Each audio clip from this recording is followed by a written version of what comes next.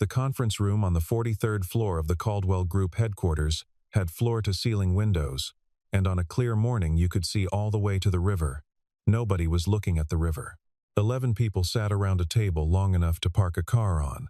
11 people who had not slept well, who had not eaten properly in days, who had watched a company worth $380 million dissolve like salt in warm water. Their eyes were fixed on the woman at the head of the table. Emma Carter set the pen down on the paper. Not yet. She picked it up again. The light in the room was wrong for the hour too bright. The overhead fluorescents doing what fluorescents do, which is to make everything look like evidence. The faces around the table had that quality too. Photographable. Fixed. People in the middle of something they would remember for the rest of their careers. Not because it was good, but because it was the kind of morning that marks you. Outside, a maintenance cart rattled softly down the corridor. Nobody heard it. "Miss Carter." The attorney's voice was gentle, the way voices get when the news is final. "The filing deadline is noon. We have 40 minutes. Emma looked at the signature line. Her name, printed in clean serif font, Emma Renee Carter. Below it, the words she had been building toward for 18 years and never once imagined she would arrive at. Voluntary Petition for Bankruptcy, Chapter 11. She pressed the pen to the page. From the far end of the room, near the credenza where the coffee had gone cold, a voice said, "You missed a number." The pen stopped. Every head turned. A man stood in the doorway to the service corridor, the one that connected to the building's maintenance wing. He wore a gray uniform with a patch on the chest. His hands were clean. He had wiped them on a rag that hung from his belt, but there was a faint streak of machine oil along his left forearm. He was holding a wrench loosely at his side. The way a person holds something they forgot they were carrying. Nobody in the room knew his name. "Excuse me?" Emma said. The man did not step back. He looked at the projection screen, where the consolidated balance sheet had been frozen for the last 20 minutes while the lawyers argued. He looked at it the way you look at something you already understand. "Line 47, he said. "The depreciation recapture on the Atlanta assets. It's been double counted. Pull it out, and your net liability drops by $11.3 million. Silence. Then someone laughed. Just one person. But it was enough. Emma Carter had been described, in various profiles and industry pieces over the years, as relentless. Exacting. Difficult to read. One writer had called her a closed system, meaning she gave nothing away, took everything in, processed it alone. She had not found this unflattering. She had built the Caldwell Group from a mid-sized regional logistics firm into a national operation handling freight contracts for 11 states. She had done this in 9 years, which was fast enough to make people suspicious. She had done it without a co-founder, without family money, without a mentor who opened doors. She had done it by being right more often than she was wrong, and by accepting the cost of being wrong with a steadiness that looked, from the outside, like coldness. She was 36 years old. She had not taken a vacation in 3 years. She kept a standing desk in her office because sitting felt like stopping. The trouble had started with a single acquisition. 14 months ago, the Caldwell Group had purchased a southeastern freight company called Ridgeline Logistics for $112 million. The deal had looked clean. The due diligence had taken 4 months. Emma had signed off on it herself. What no one had caught, what the auditors, the lawyers, the investment bank, and Emma's own CFO had all failed to catch, was that Ridgeline's revenue figures for the prior 3 years had been constructed with enormous care. Not fabricated outright, restructured, reordered, presented through a series of holding company transfers that made a deteriorating business look like a growing one. By the time the truth surfaced, Ridgeline's actual operating liabilities had been absorbed into the Caldwell Group's books, and the number was catastrophic. $167 million in debt, against assets that, when properly valued, came to $151 million. She had run the numbers herself 4 times in the first week after the scope became clear. Not because she doubted her team, but because she needed to see it with her own hands.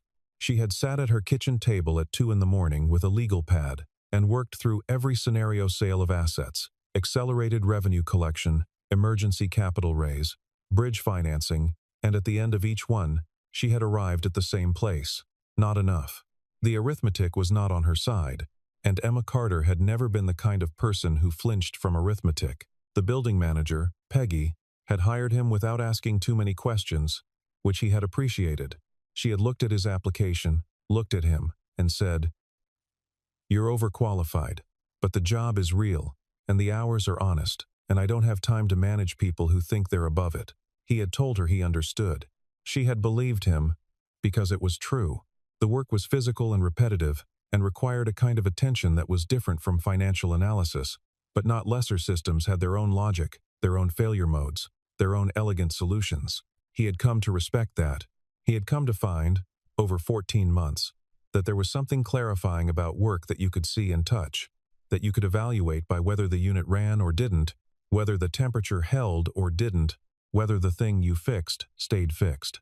Emma had spent the first month not sleeping, and the second month not eating properly, and the third month firing the CFO who had led the due diligence, and the fourth month in depositions. She had spent the subsequent 10 months trying to restructure, renegotiate, and rebuild.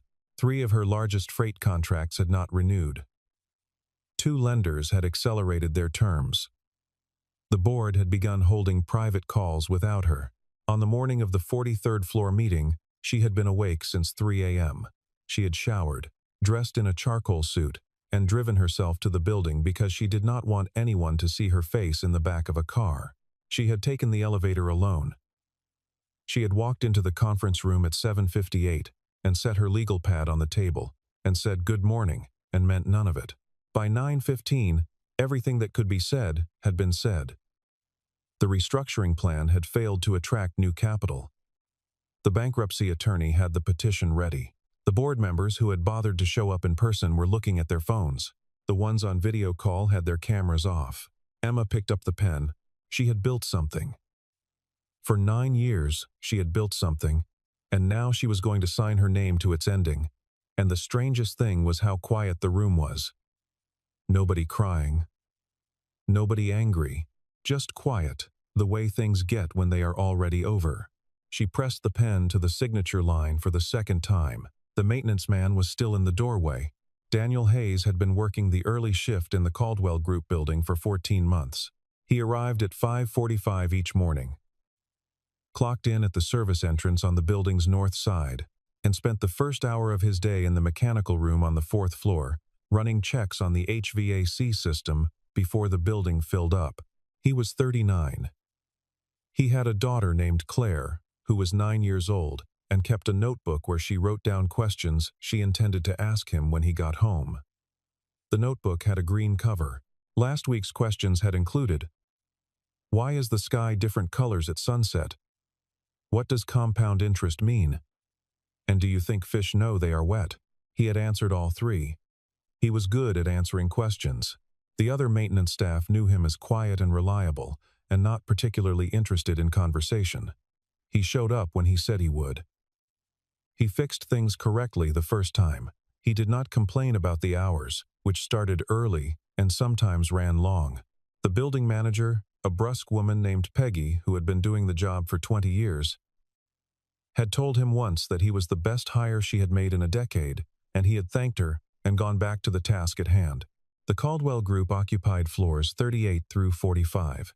Daniel worked those floors on Tuesdays and Thursdays, servicing the equipment in the server room, the climate controls in the executive wing, and the mechanical systems in the 2 large conference rooms on 43. He had been doing this for over a year. He knew the layout of those floors, the way you know a familiar road without thinking about it, just moving through it correctly. He had noticed things, over the course of 14 months. The way the executive assistants went quieter as the months progressed. The way the legal team started arriving earlier and leaving later. The way the CFO, the new one, a thin man named Graham, who wore expensive watches, had begun carrying a leather folder everywhere he went, clutching it the way people clutch things when they are afraid of losing something. He had also noticed the documents, not intentionally. They left things in conference rooms, printouts, tablets left open, whiteboards not erased. Daniel worked in those rooms after hours and in the early mornings, and he was not the type to look away from something that was sitting in plain sight.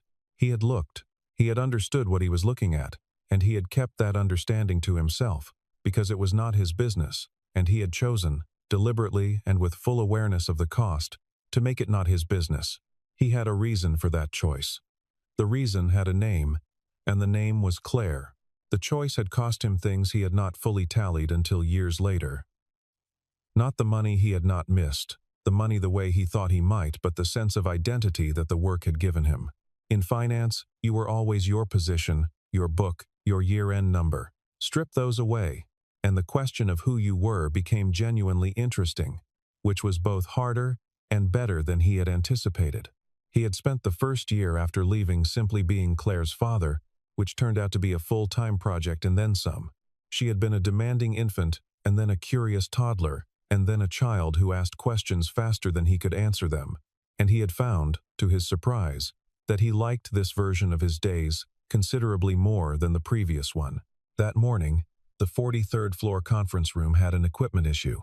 The ceiling-mounted climate control unit had developed a vibration that was audible at low frequencies, not loud, but present, a low mechanical hum that the executive assistant had flagged the previous afternoon. Daniel had come up at 6 a.m. to assess it and determined that it needed a part replacement. The part was in his cart. He had planned to complete the repair before the 8 o'clock meeting. He had not finished in time. The meeting had started while he was still in the service corridor, adjacent to the room. The door propped open 3 inches for ventilation access. He had kept working. He could hear everything. He had listened to the lawyers explain the petition. He had listened to the board members ask their questions. He had listened to the CFO, Graham, confirm the figures in a voice that carried the specific flatness of a man who has already moved on in his head. Daniel had been staring at the projection screen through the gap in the door for 4 minutes when he saw it. He stopped moving. He set down his wrench. He looked at the number again. The way you look at something when you... He was not making a mistake. He stayed in the doorway for another full minute, not moving.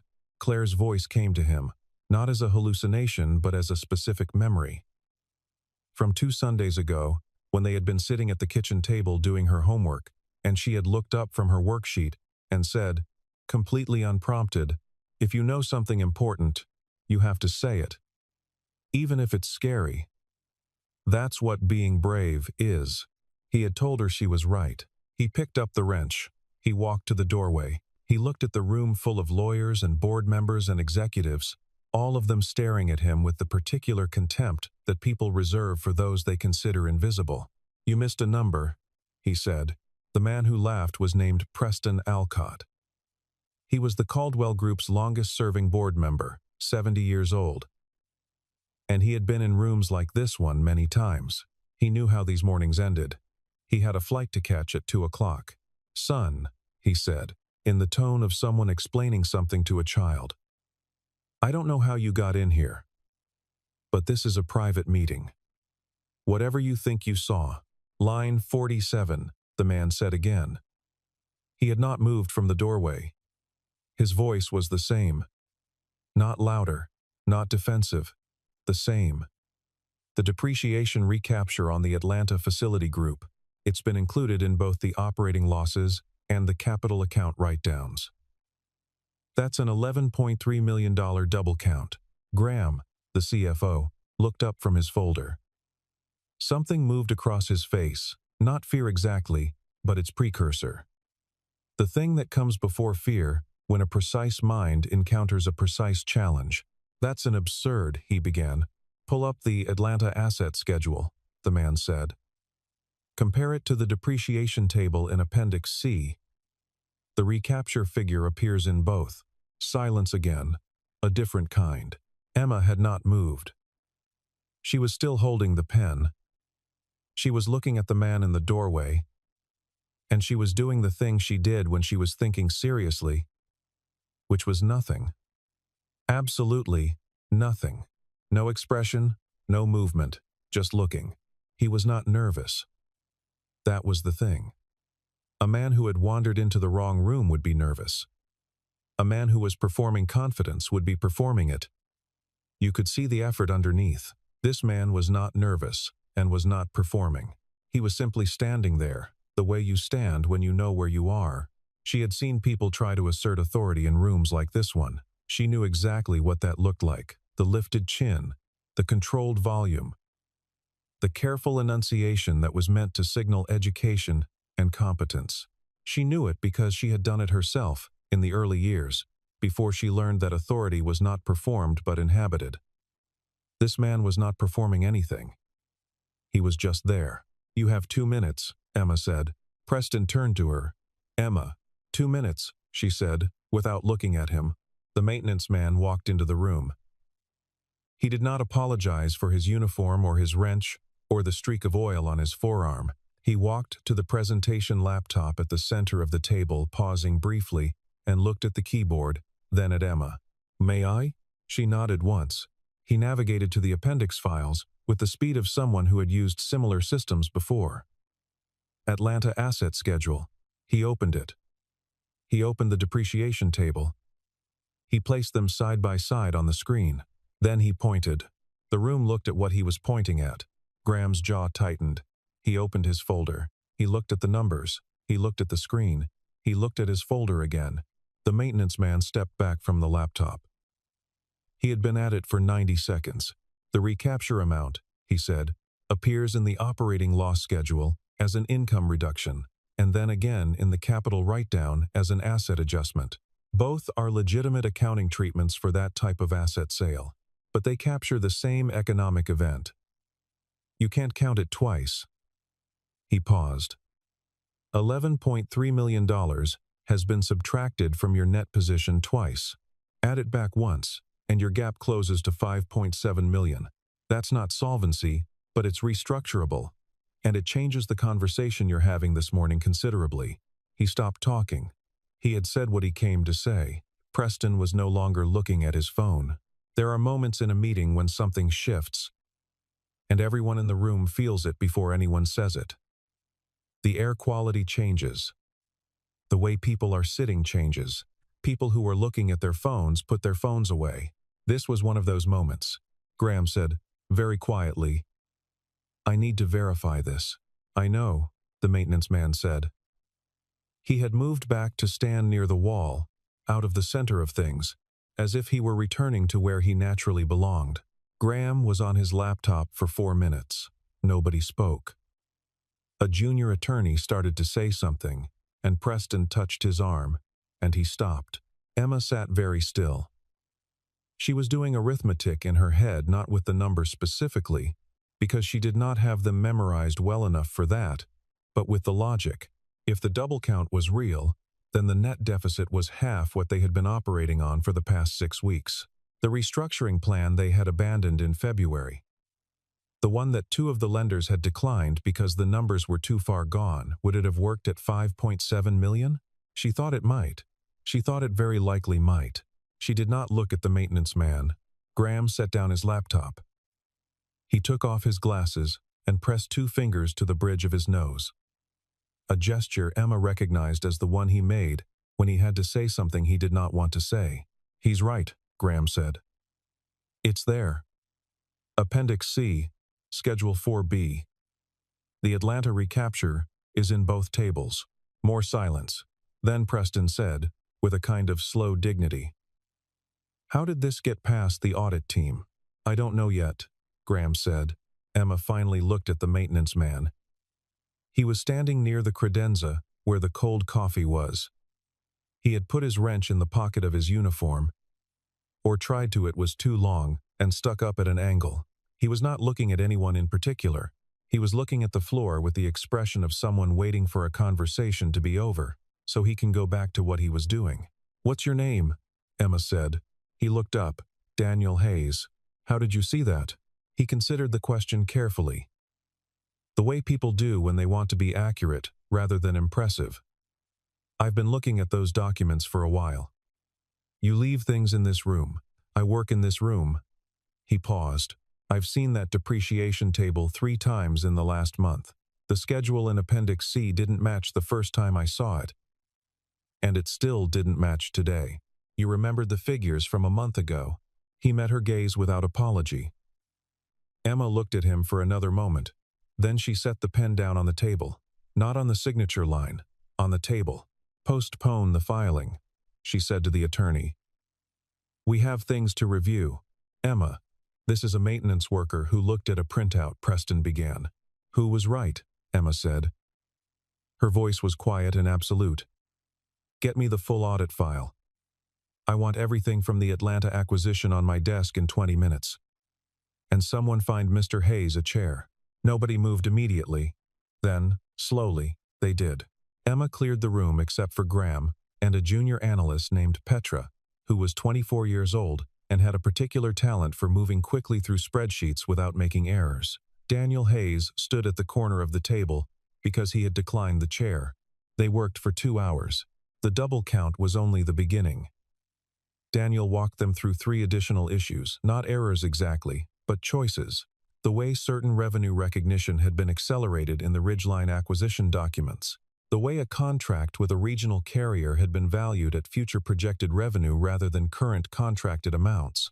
The way a debt restructuring agreement from 3 years ago had been reported in a way that technically complied with accounting standards and yet obscured 60% of its practical effect. Petra pulled up each document as Daniel referenced it, her fingers moving with a quiet urgency. The kind that comes when someone is trying to keep up with a mind moving faster than they expected. Graham had his own laptop open. He cross-referenced as Daniel spoke. And twice he made a sound, not a word, just a sound that meant, yes, I see it now. The afternoon light moved across the table in degrees. Nobody got up to turn on the overhead lights. Nobody wanted to interrupt. He explained it without condescension and without showing off. He explained it the way you explain something when your goal is for the other person to understand it. Not for them to see that you understand it. Petra took notes at a speed that suggested she had been waiting for someone to explain these things clearly. Graham sat across the table and said very little. His expression was the expression of a man recalibrating something. He was not a bad CFO. He was, Emma suspected, a good CFO who had inherited a bad situation and had been working inside it for long enough that he had lost the ability to see it from outside. What Daniel was doing was showing him what the documents looked like to someone who had come to them fresh. At 11:40, Daniel stopped. There's more work to do, he said. The lender agreements need to be modeled against the corrected figures. Some of the vendor contracts may have different implications once the revenue base is properly stated. But the core picture is different than what you were working from this morning. Emma looked at the revised summary Petra had been building in real time. The deficit. Restated. 5.8 million. Real, but manageable. The kind of number that lenders could be brought back to the table on.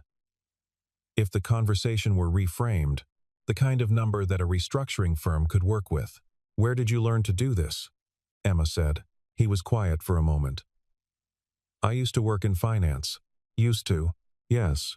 She waited. He did not add anything. She did not push. There was something in the way he had said it, the past tense. The completeness of it. The absence of bitterness or regret that made pushing feel wrong. He had offered what he was willing to offer. Thank you, she said. And meant it, which was not something she said often or lightly. He nodded. He looked at the clock on the wall. I have a unit on 39 that I need to get back to. The part's been sitting in the corridor since 7, despite everything. Despite the 4-hour morning that had just remade the context of everything she was dealing with. Emma almost smiled. Go, she said. He went. She had him looked up that afternoon. Not as a surveillance action, she was not that kind of person, but because she needed to understand what had just happened. And understanding things was how Emma Carter was built. The building HR file on Daniel Hayes said he was 39, that he had been hired 14 months ago, that he had excellent performance reviews and no absences, and that the building manager had flagged him as a retention priority. There was a previous address in the Alderview neighborhood. One current address near the elementary school on Hartfield, and an emergency contact listed as Claire Hayes, which was unusual, Most adults listed another adult with a note that said daughter. That was all the file said. She ran a professional background search, the kind her HR team did for senior hires. What came back was more. Daniel Hayes had spent 12 years at an investment bank called Meridian Capital Partners, working in structured finance. He had been a director. The public record of his work was partial structured finance. At that level is not well documented in accessible databases, but what she could find suggested he had been good at it. Very good. He had left Meridian 7 years ago. There was a gap of 2 years in the employment record. Then the maintenance work. She found a brief mention in an archived industry newsletter, a sentence, nothing more, noting that Daniel Hayes had stepped away from his role at Meridian following a personal loss. No details. The newsletter had not considered the details important enough to include. Emma sat with this for a while. She thought about the way he had stood in the doorway that morning, the way he had not been performing his knowledge, not trying to impress anyone, not trying to recover from the contempt in the room. He had said what he saw, and then he had waited for someone to look. She thought about choosing to work as a maintenance technician in a building where people left financial documents in conference rooms. She thought about the daughter whose name was on the emergency contact form. She did not know what had happened 7 years ago.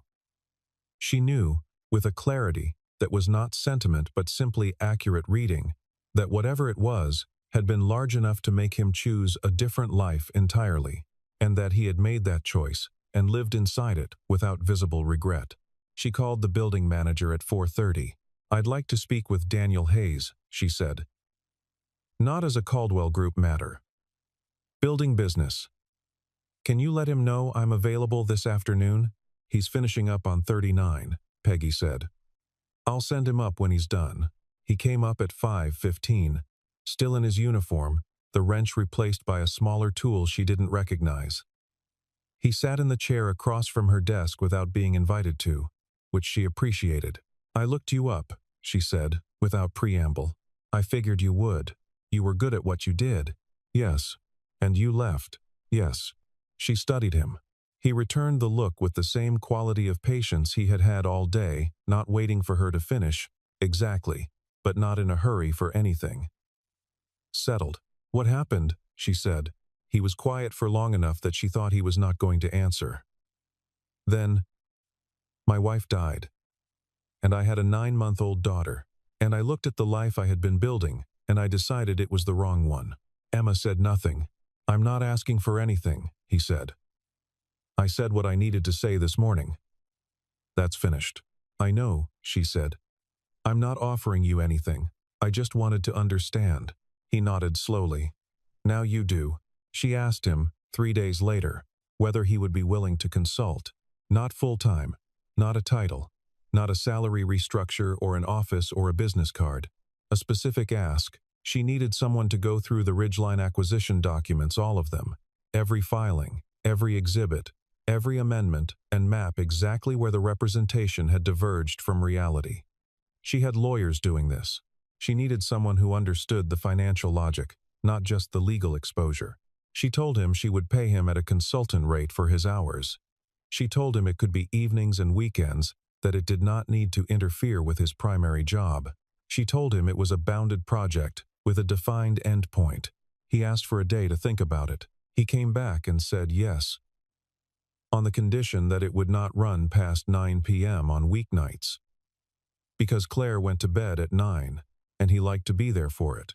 Emma said that was fine. They worked together for 6 weeks. He came to the office on Tuesday and Thursday evenings, when the floor was mostly empty, and sat in the small conference room adjacent to Emma's office, with a stack of documents and his laptop. Sometimes Petra was there. Sometimes it was just Emma and Daniel, and the particular quiet of an office, at 8 in the evening, when the rest of the world has moved on to other things. He worked the way he talked, precisely, without excess, with a quality of attention that Emma recognized as rare, because she possessed it herself and knew how uncommon it was. He did not speculate. When he was not sure, he said so. When he found something definitive, he presented it without drama, the same way he had presented the double count on the morning of the meeting. They argued sometimes. Emma was not built for passive agreement, and Daniel was not built for it either. And there were evenings when they sat across the table from each other, with the same document open on both their laptops, and came to different conclusions about what it meant, and had to work it out. These arguments were she recognized this later, not at the time some of the more satisfying professional conversations she had had in years. He did not agree with her to be agreeable. He pushed back when he had a reason. When she was right, he said so. When he was right, he just waited. One Thursday evening in October, they disagreed for 40 minutes about the proper treatment of a contingent liability from a Ridgeline subsidiary. Emma's position was conservative. Daniel's was more aggressive, and, she eventually conceded, more accurate. He had not pressed the point when she conceded it. He had simply moved on to the next item, which was its own kind of respect, the recognition that she did not need to be thanked for admitting she was wrong. She filed this away. She filed a great many things about him away. She learned things about him the way you learn things about someone you work closely with in the evenings, in small pieces, between tasks. He had grown up in a mid-sized city in Ohio. He had gotten a scholarship to study mathematics. He had ended up in finance because someone had shown him that mathematics and finance were the same kind of thinking, dressed differently. He had been good at it. He had been, for a certain period, entirely consumed by it. He had a photograph of Claire on his phone. Emma saw it once, when he was scrolling to find a document. The girl had his same quality of stillness. She looked like she was thinking about something. She asks a lot of questions, he said, noticing Emma's look. That's a good quality. Emma said. I know, he said. I'm never sure I answer them well enough. But you try. He looked at her for a moment. Yes, I always try. By the end of the 6 weeks, they had a document. It was 112 pages, thoroughly sourced, mapping every material misrepresentation in the Ridgeline acquisition from initial pitch to close. It identified the specific individuals at Ridgeline who had constructed the misrepresentation. It quantified the exposure at each stage. It identified 2 insurance policies that the prior legal team had not flagged as potentially applicable. Emma's attorneys read it and went quiet in the way that attorneys go quiet when something is better than what they would have produced themselves. The document became the foundation of the litigation strategy.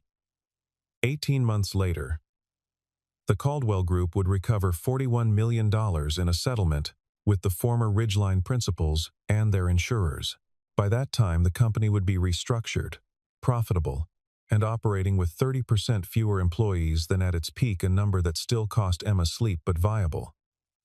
Genuinely viable. None of that was visible yet. On the evening they finished the document, it was just Daniel printing the last section on Emma's floor printer, while Emma read back through the summary, and Petra, who had been there for most of it, ate cold takeout from a container she had forgotten was on the table. That's it, Daniel said, setting the pages on the table. Emma read the last page. She set it down. This is good work, she said. Yes, he agreed, without false modesty. It is. She looked at him across the table. He was putting his papers in order, straightening the stack, doing the finishing tasks of a finished job with the same care he applied to everything else. I want to offer you a position, she said. Before you say no, he paused, looked up. Chief Restructuring Officer would be the official title. It's a project-specific role, 18 months. And then you'd have the option to convert to a permanent CFO function or to end the engagement. Either way. She paused. The salary is significant. It would be the kind of money that changes your options, not just your immediate situation. He was quiet. I know what you're going to say, she said. Do you? You're going to say no. He considered this. Yes and no, he said.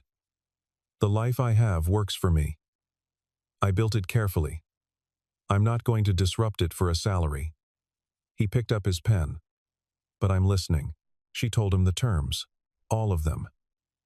She told him about the remote work flexibility, the hours, the fact that he could set his own schedule as long as the work was done. She told him she understood about 9 o'clock. He listened to all of it. He did not take notes, which meant he was holding it in his head, which she had learned by now was as reliable as notes would have been. I'll think about it, he said. It was not a no. For Daniel Hayes, she had learned, that was something. She came on a Friday afternoon in late October, 3 weeks after the document was finished, during the period when Daniel was still technically a consultant, and the position question was unresolved. Emma was in a meeting with the litigation team when her assistant, a steady woman named Rose, knocked and opened the door. "There's a child in reception," Rose said, with the measured tone she used when situations were unusual but not alarming. "She says her father works here." "Daniel Hayes?" Emma excused herself. Claire Hayes was 9 years old and sat in one of the lobby chairs with her backpack in her lap and her feet not quite reaching the floor.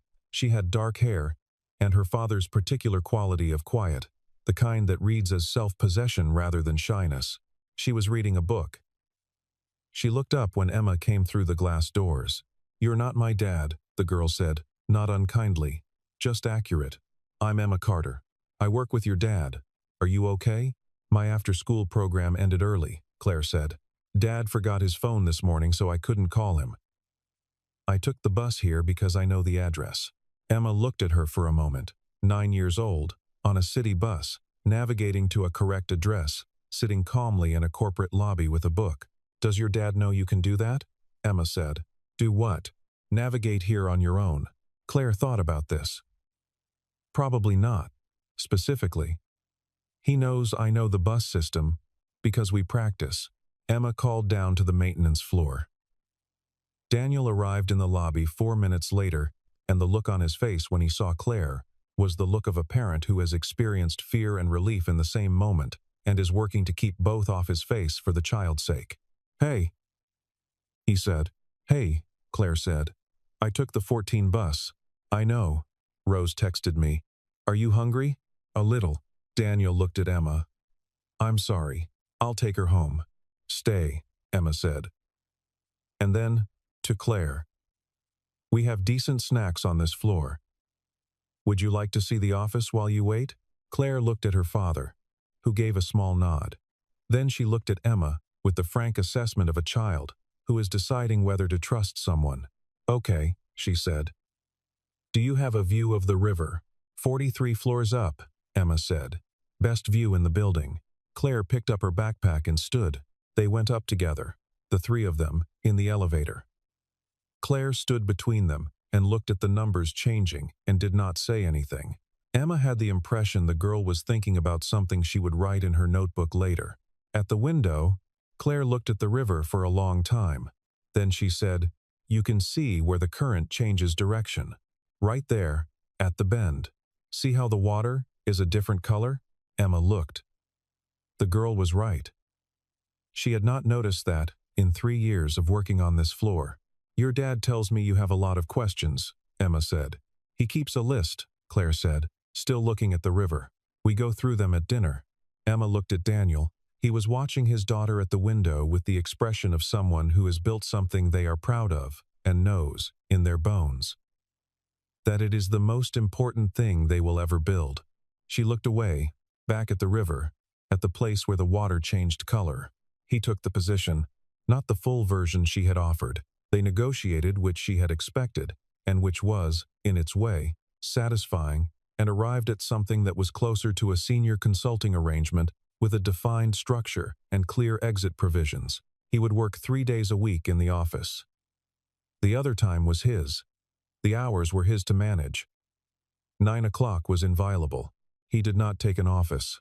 He worked from the small conference room adjacent to hers, the same one where they had spent 6 weeks on the Ridgeline documents, and she found that she had become accustomed to the light being on in that room in a way that registered, at a level below thought, as something good. The board was skeptical, Preston Alcott asked, at the first meeting where Daniel's role was formally presented, whether they were really proposing to give significant authority to a man who had been working as a building maintenance technician. Emma looked at him across the table with the expression she used when she was deciding whether to engage. "He found an $11 million error that your audit team and your CFO and your law firm all missed," she said. "What specifically concerns you?" Preston did not have a specific answer for that. The restructuring process was not easy. Emma had not expected it to be. There were creditor calls that ran until midnight, weeks when the outcome seemed genuinely unclear, days when the data pointed in one direction and instinct pointed in another, and you had to decide which one you trusted. She and Daniel worked through most of it together, in the conference room or over the phone, with the particular efficiency of two people who had learned each other's working patterns and stopped wasting time on what didn't need to be said. He was not warm, exactly that was not the word for it, but he was honest, which was better. When he thought she was wrong, he said so, plainly and with reasons, and she had learned to receive this as the professional courtesy it was. When he thought she had made a good decision, he acknowledged it without excess. There was no flattery between them. There was, instead, something that functioned like respect, which is rarer and lasts longer. In March, 7 months after the morning she had nearly signed the bankruptcy petition, the Caldwell Group completed its restructuring filing. The revised figures, the ones built on a corrected accounting of the Ridgeline acquisition, supported a viable reorganization plan. 3 of the company's 5 major lenders agreed to the new terms. The other 2 were persuaded at a meeting Emma ran for 4.5 hours without a break. The afternoon the final agreement was signed, Emma sat alone in her office for 20 minutes, after everyone else had gone to celebrate in the conference room down the hall. She could hear them muted voices, the particular pitch of relief. She sat at her desk and looked out the window at the river, and thought about the morning she had almost signed a different document in a different room. She thought about 11 people and a table long enough to park a car on, and a maintenance cart rattling in the corridor that nobody had heard. There was no press release about Daniel's role. He had not asked for one, and Emma had not offered. The financial press covered the restructuring as Emma's achievement, which was partly true and partly not the whole story, which is also partly true of most achievements. One afternoon in April, Emma came back from a board meeting to find a note on the table in the small conference room. A piece of paper from his legal pad, his handwriting precise, slightly left-leaning. It said, "I've been thinking about the Atlanta question. The insurance claim covers more than we filed. I'll walk you through it on Thursday." She read it twice. Then she set it on her desk, not in the recycling, which was not something she did with many pieces of paper. On a Saturday in May, Claire came to the building again, intentionally this time, with a list. Not questions, a list of things she had observed about the city from the bus routes she used. Things she thought were worth noting. The way certain intersections had trees on 2 sides but not the others. The way the light on the river changed by hour of the day. The way the old warehouse district, 3 stops from her school, had 2 buildings that were being converted but one that had been left exactly as it was, with a mural on the side wall, and she wanted to know why. She showed this list to Emma, who read it carefully. "This is good observation," Emma said. "Dad says observation is the beginning of understanding," Claire said. "What do you think it leads to?" Claire considered. "Questions. And then you try to find the answers. And then you have more questions." "That's about right," Emma said. Daniel was at the window, looking at the river, not part of the conversation and not excluding himself from it either, just present in the way he was present in most things there, and paying attention, without needing to be the center of it. Emma looked at him for a moment. He turned from the window and caught her looking. And she did not look away. And neither did he. And nothing was said, because what would be said, if anything, was not going to be said yet. There was time. There was work still to do.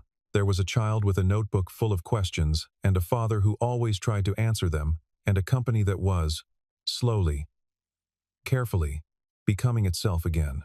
That was enough. For now, that was enough. 6 months later, the settlement with the former Ridgeline principals was announced. The terms were confidential. What became public was the amount. $41 million. Paid to the Caldwell Group. Emma gave an interview about it to a financial publication. She was measured and precise, and gave credit to the legal team and the restructuring process and the company's employees who had stayed through the difficult months. The interviewer asked, "Was there a turning point? A moment when you knew the company was going to survive?" Emma thought about this. "Yes," she said. "One moment. Someone showed me a number I had missed." She did not explain further, and the interviewer, sensing a closed door, moved on. That evening, Emma was still at the office at 6:30, which was earlier than she used to stay, because she had been making adjustments, small ones, to how she arranged her days. The light was on in the small conference room. She could see it through the glass. She thought about what she would say at the board meeting next week, where she would have to account for the past 18 months in the compressed, forward-looking language that boards required. She would be precise and measured and give appropriate credit and then move on to the next quarter. But in the 20 minutes of quiet before the celebration down the hall absorbed her again, she let herself be simply grateful. It was not an emotion she allowed herself often. She was careful with gratitude, the way you are careful with things you know you cannot afford to take for granted. She knocked twice, which she did now, which she had not done before. "Come in," Daniel said. She went in. He was at the table with a document open and a cup of coffee he had made himself in the floor kitchen, because he had learned where things were. He looked up. "You should go home," he said. Not unkindly. The way you say something to someone when you have started to notice their patterns. "I know," she said. She sat down across from him, not because there was a task, but just because it was 6:30 and the document could wait. "How is she?" He set down his pen. The evening light came through the windows at a low angle, the way it did in April, and the river was visible in the distance. And if you looked at the right place, you could see where the current changed direction. She finished her notebook, he said. The question one. She started a new one. What's in the new one? He considered. Observations, mostly. She's moved on from questions to looking. That's good, Emma said. Yes, he said. It is. The city was going amber outside the window. Neither of them moved to leave immediately. There was time. There was always time if you decided to take it. Emma looked at the river. She looked at the place where the water changed color. She had not noticed that. Once. She noticed it now.